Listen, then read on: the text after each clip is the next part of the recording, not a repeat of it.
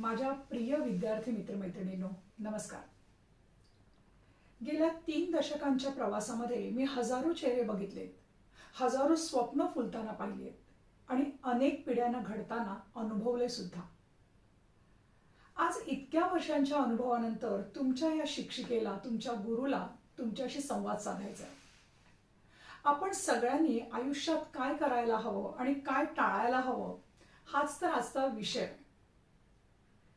विद्यार्थी मित्रमैत्रिणींनो, अभ्यास करताना आपण पाठ्यपुस्तकामध्ये जे लिहिलंय ते तर वाचतोच, पण मला असं वाटतं की त्या पुस्तकांच्या पलीकडचं जग आज आपल्याला बघता यायला हवं, ते शोधता यायला हवं. काय पेक्षा का आणि कसं हे शोधायची सवय आज आपण सगळ्यांनी लावून घ्यायला हवी. मला नेहमीच असं वाटतं की परीक्षेचे गुण तुमचं भविष्य नाही ठरवत, तर तुमचा प्रामाणिक प्रयत्न तुमचं भविष्य घडवत असतो. कधी आलंच अपयश तर खचून न जाता मी पुन्हा उभा राहीन, हा फिनिक्स पक्षासारखा आत्मविश्वास मला तुमच्यात बघायचा आहे.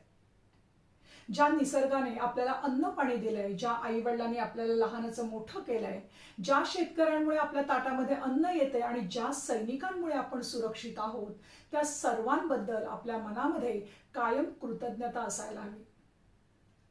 आज जग एका क्लिकवर उपलब्ध आहे, पण या सोशल मीडियाचा वापर आपण किती करायचा आणि कसा करायचा याचा निरक्षीर विवेक आज आपल्याकडे असायला हवा. खरं सांगू का, मला तुमच्याशी ना अगदी विश्वासाचं, आपुलकीचं नातं जपायचंय.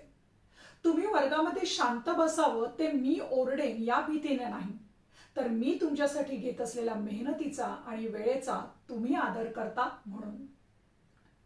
खरं सांगायचं तर परीक्षेमध्ये 100पैकी 100 गुण मिळवणारा पण नैतिक मूल्य नसलेला विद्यार्थी मला कधीच नकोय. थोडे कमी गुण मिळाले तरी चालतील, पण एक संवेदनशील आणि प्रामाणिक माणूस मला हवाय.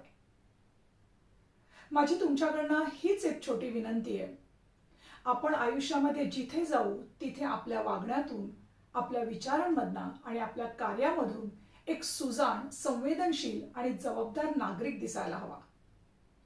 जेव्हा भविष्यामध्ये तुम्ही यशाच्या शिखरावर उभे राहाल आणि मागे वळून पाहाल आणि अभिमानाने सांगाल की माझ्या शिक्षकांनी मला केवळ विषय नाही तर आयुष्य जगायला शिकवलं, तीच खरं तर माझ्या 30 वर्षाच्या तपश्चर्येची आणि शिक्षकी पेशाची खरी गुरुदक्षिणा असेल.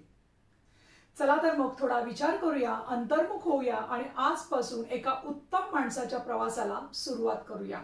धन्यवाद.